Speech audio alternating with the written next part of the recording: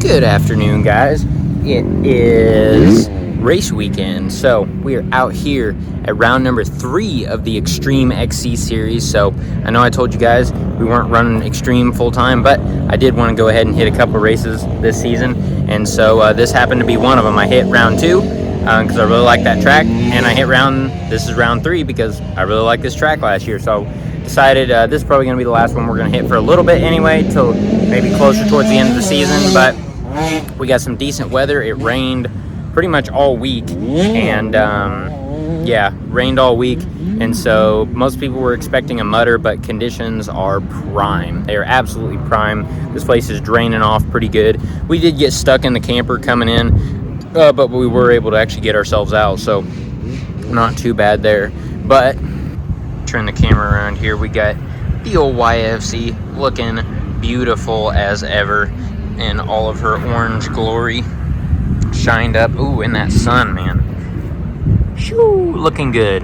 Okay, so we're out here on Saturday, Extreme Races Quads on Sunday. We figured we'd come out and do a little bit of camping. This is gonna be our first camping experience of 2024, and figured we'd just come out and have a good time, you know, do some racing, do some camping, and overall have a good weekend. So already went and looked out and looked at the Pro Hill.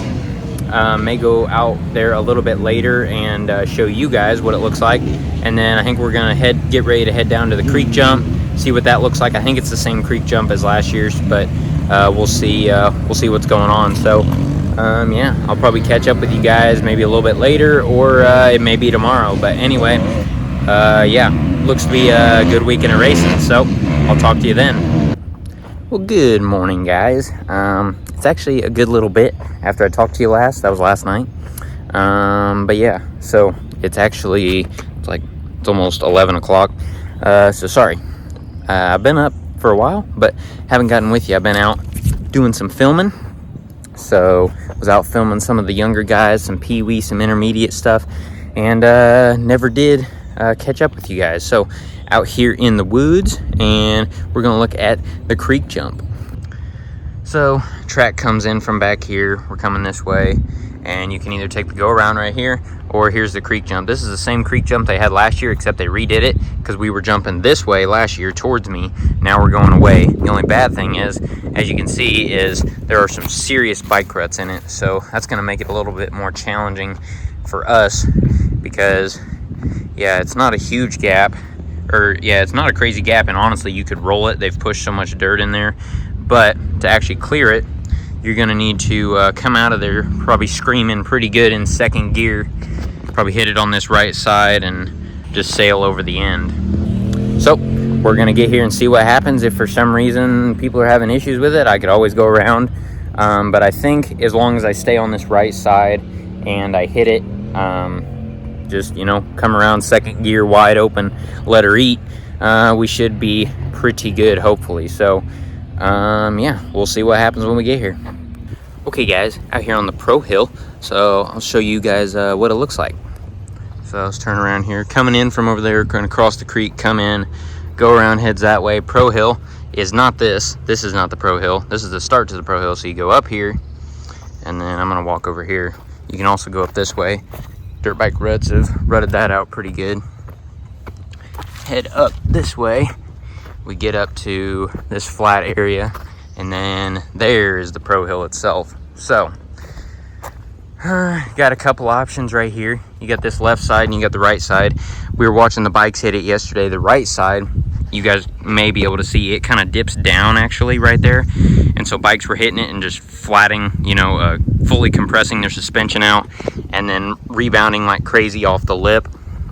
So it wasn't the greatest for them. So probably going to try to straddle these bike ruts, hit the left side, and then really it doesn't look too bad. It's a pretty big hill, but it's not insanely steep or anything. So I think first gear, just kind of hit it, mid throttle, just kind of hold steady going up the hill, not too bad. Because the guys yesterday, the bikes that were hitting it super hard, they were actually having more trouble than the guys who were just kind of steady on the throttle and just kind of tractoring, cruising right up it. So that's the plan for that. We'll see what happens when we get here. If we have to, we'll take the go around, but right now the plan is to send it up the Pro Hill. So at this point, I'll probably catch up with you guys right before head up to the start line. Okay guys, well, we are all suited up. Don't have any new gear this week, sorry, but we are out here at, like I said, round 3 of the Extreme XC Series. It's a toasty one.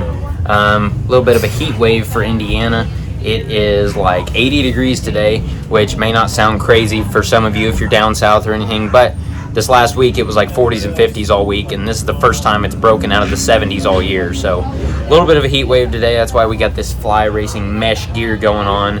To hopefully keep us as cool as possible for today. Goal today is honestly just to kind of go out there, have some fun, and also just kind of work on my riding technique. That's the big thing. It's not a points race, so you know, it'd be nice to get a win or get a good finish, but honestly at this point I just want to go out there, work on my riding, and hopefully have a good time out on the racetrack. So I'll see you guys out there.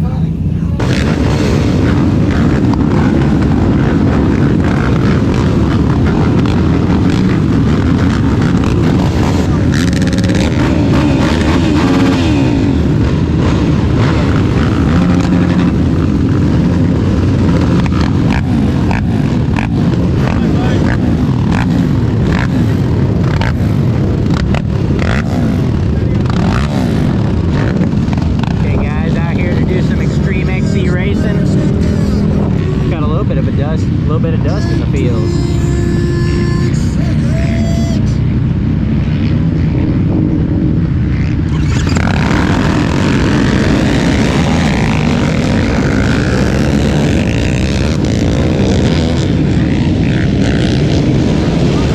Hey guys, gonna do some racing. It's gonna be a good time.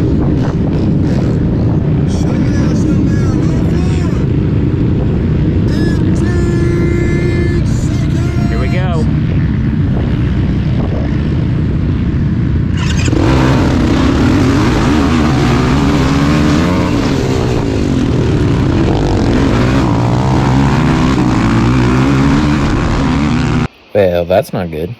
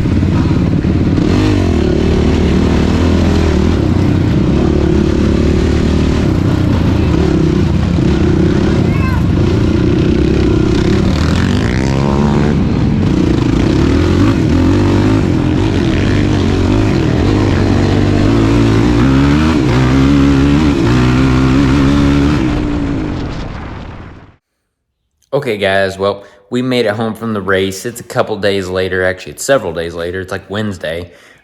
This is the day that I usually try to get the race vlog out for you guys. Unfortunately, going to be a day late just due to been super busy at work. Haven't had a lot of time to get stuff done. But yeah, we are finishing out the race vlog here. So let's do a little bit of a race recap. So got a decent start off the line, got a good jump. I was actually out in front for a hair going into the first corner, kind of, but I let off early to try to dive to the inside because Ethan Burke was right on the inside of me, so I knew he was going to push me out. So I was hoping he would kind of blow the first corner and I could dip inside, but unfortunately, he took it perfectly and he was able to grab the whole shot. So congrats to him for grabbing the whole shot there. Went into the woods in second place right behind him. And as you guys saw right off the bat, my fuel tank was spewing fuel out of the vent line. So I've had stuff like that happen before right off the start of the race, mainly from overfilling it and, you know, a little bit of extra fuel comes out the vent hose. You know, it drains down, it runs for a couple minutes. It's not a big deal.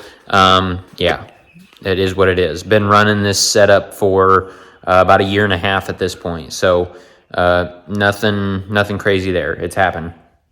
Well, didn't think much of it. Just kind of was like, man, that was a lot of fuel that came out. And so we kept riding, was going good on the first lap, hit the pro hill or hit the creek jump first. It kind of came out of nowhere. I didn't even realize what it was until I had already jumped it pretty much. Then headed up to the pro hill, had a little bit of an issue on the pro hill. I made it, but got a little wild there. Front end was coming up and it kind of pulled me to the left, but we settled her down and made it up the rest of the hill, so not too bad. And then after that, I was riding and I was just continuing to feel fuel hit me. So it was coming out of that vent hose. It was landing on my legs. And I'm like, man, what is going on with this fuel tank? And so my original thought was maybe somehow it's siphoning the fuel out of there, even though the vent doesn't technically touch the fuel once it's drained down a little bit. So I was like, okay, I'm just going to run it a little bit more and hopefully it'll stop. Well, we get after lap one, get done with lap one, and I'm still getting hit with fuel. I'm like, what the heck, man? This is crazy. So I keep going. Lap number two, slowed down a little bit because, I mean, that was constantly going through my head because my worst fear was this fuel is coming out of the vent line. If it lands on the header and catches fire, I'm screwed, you know? And so I'm thinking about this the whole time, going through lap two. I'm still getting hit with fuel, and I'm like, man, this is ridiculous. What is going on? Get through lap two, and I decide to pull off, and I think, okay, maybe there's some weird siphoning effect. There's fuel in the hose. It's not letting it breathe, and so well, you guys didn't see it because you only see the first lap highlights, but you saw it on my intro. I actually stopped. I pulled the vent hose off, and I blew all of the fuel that was in there out. I thought, okay, I'm going to break the siphon, and I should be good. So I take off, and what happens 10 seconds later? I get hit with fuel again. I'm like, this is absolutely crazy. It makes no sense. So third lap, I was just frustrated. I was really frustrated because I was like, this doesn't make any sense right now. The laws of physics are being broken. It's somehow pulling fuel through this hose and throwing it all over me. And it's not like drops. Like it's like, I'm trying to even think what it would be compared to, but I mean, it's like if someone had probably a half a cup of gasoline just continually tossing it on me is what's happening at this point. And I'm like, okay, this is ridiculous. My gear is soaked in gas. My quad is soaked in gas. The mud on the quad is soaked in gas.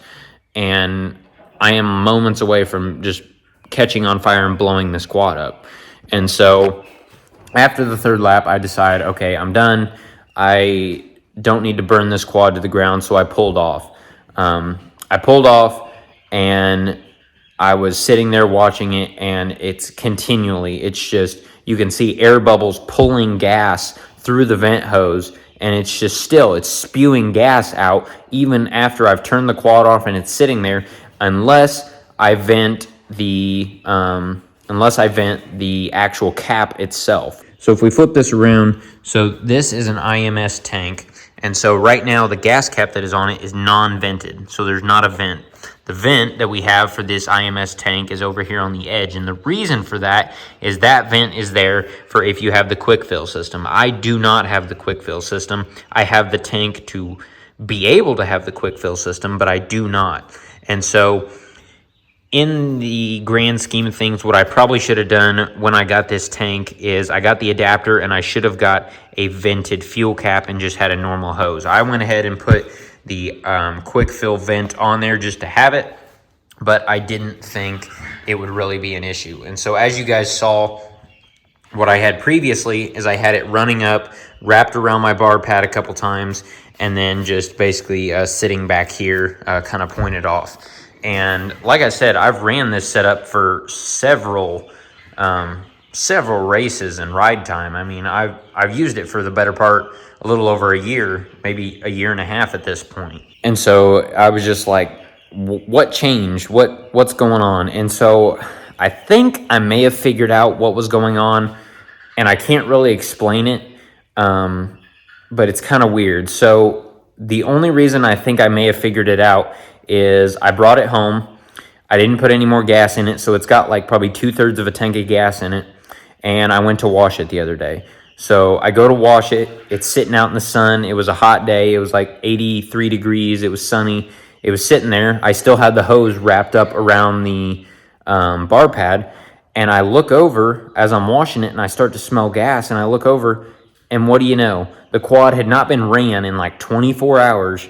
I look over, there is gas coming up through the vent hose and coming out. I'm like, what is going on? This is crazy. And so I'm looking at it, and I'm like, how is this possible?